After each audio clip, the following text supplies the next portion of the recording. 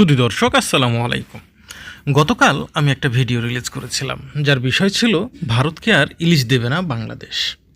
তো এই ভিডিওটা মোটামুটি অনেক দর্শক দেখেছে, বিশেষ করে কলকাতার দাদাবাবুরা দেখেছে। সেই ভিডিওটা দেখলেই বোঝা যাচ্ছে কমেন্টটা পড়ে।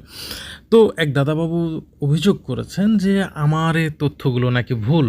বাংলাদেশের ইলিশ কলকাতার বাজারে যে অল্প দামে পাওয়া যায়, অর্থাৎ 500 টাকা দরে পাওয়া যায়, আমি নাকি এই তথ্যটা ভুল দিয়েছি, আর এটা নাকি একেবারে অবিশ্বাস্য।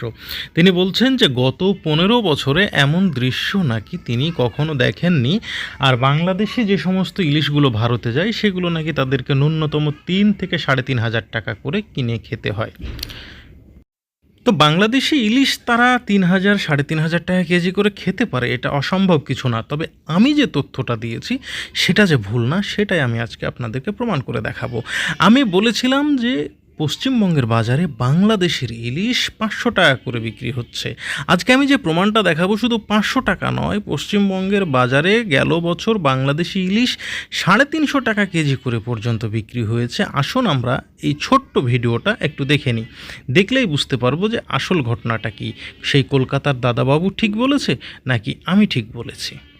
দাম কমিয়ে দিয়ে গেছে 500 টাকা কিলো, যারা 500 টাকা কিলো দিদি দাম কমিয়ে দিয়েছে ইলিশের। পাড়ায় পাড়ায় খবর দিয়ে দেবে ইলিশের দাম কমে গেছে। মহানগর বাজার তারকদার দোকানে চলো শেখ হাসিনা। মহানগর বাজারে তারকদার দোকানে শেখ হাসিনা। তাহলে আপনারা বুঝতে পারছেন আমার দেওয়া তথ্যটা ভুল ছিল না। এবার আমার আরও একটা দাবি যে ভারতে 350 টাকা কেজি পর্যন্ত বাংলাদেশের পদ্মার ইলিশ বিক্রি হয়েছে, সেই ভিডিও ফুটেজটাও এখন আমি আপনাদেরকে দেখাবো। কত 350 এটা জলের দামে। হ্যাঁ দেখুন বন্ধুরা, এই সাইজ কিরকম হবে? 1 কেজির কাছাকাছি, 2 কিলো 2 কেজি সাইজের ইলিশ মাছ দেখুন বন্ধুরা, 350 টাকা কেজিতে বিক্রি হচ্ছে।